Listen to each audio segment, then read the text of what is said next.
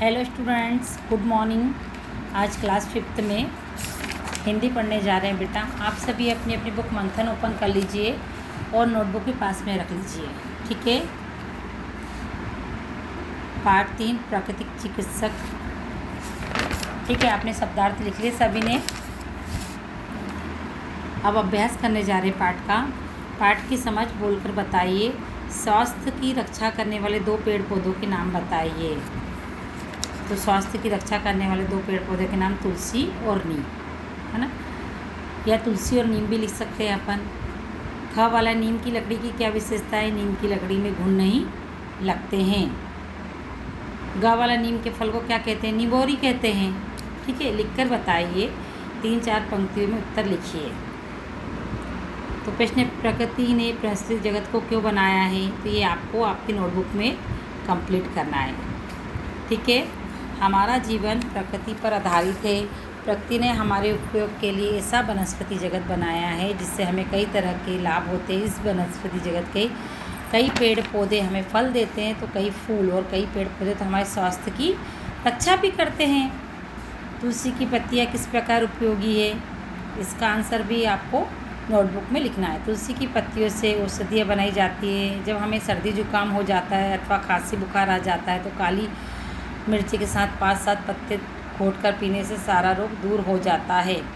तुलसी के पत्तों में रोग की कीटाणुओं के विष को दूर करने की शक्ति होती है, ठीक है।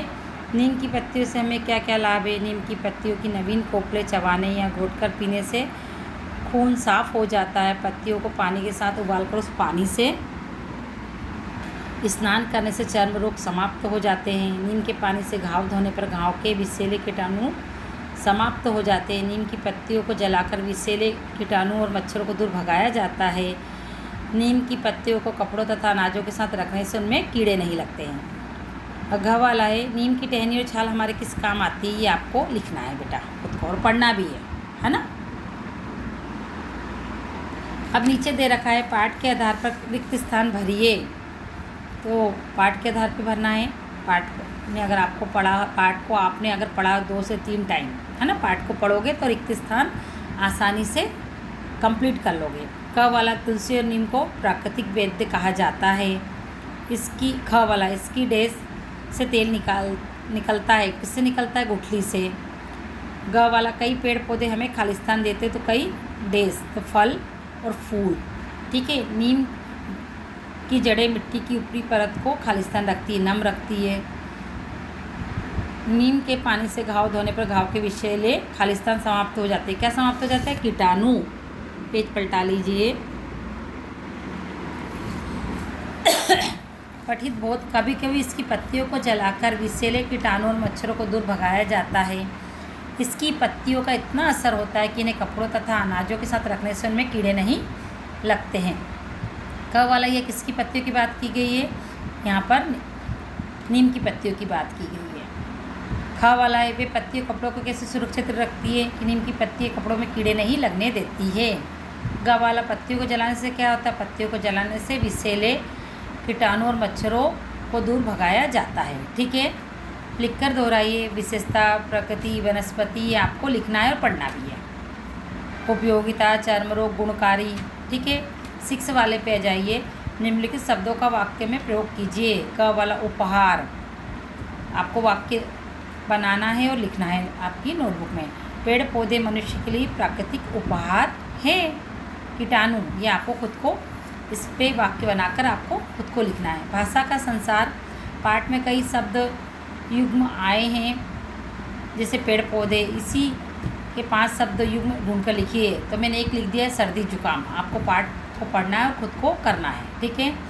दिए गए शब्दों के विलोम शब्द से ढूंढकर लिखिए पाठ से। अशुद्ध का क्या आएगा? शुद्ध। मिठास का क्या आएगा? कड़वा, है ना। प्राचीन का नवीन, अनुपयोगी का उपयोगी, कृत्रिम का अकृत्रिम, हानिकारक का लाभकारक, ठीक है।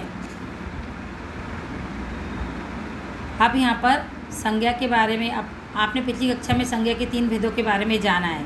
व्यक्तिवाचक संज्ञा, विशेष नाम। जातिवाचक संज्ञा, पूरी जाति की जानकारी देने वाला। भाववाचक संज्ञा, जिन्हें केवल अनुभव महसूस किया जाए, ठीक है। दिए गए वाक्यों में व्यक्तिवाचक तथा भाववाचक संज्ञा शब्द छांटकर लिखिए। तुलसी का पौधा बहुत लाभकारी होता है, तो कौन सा होगा? तुलसी का व्यक्तिवाचक। ये क्या है ना? गर्मी में नीम शीतल छाया देता है, तो नीम क्या हो गया? व्यक्तिवाचक। नीम के सभी भाग रोग दूर करते हैं, तो सभी भाग है ना भाववाचक। सभी के ना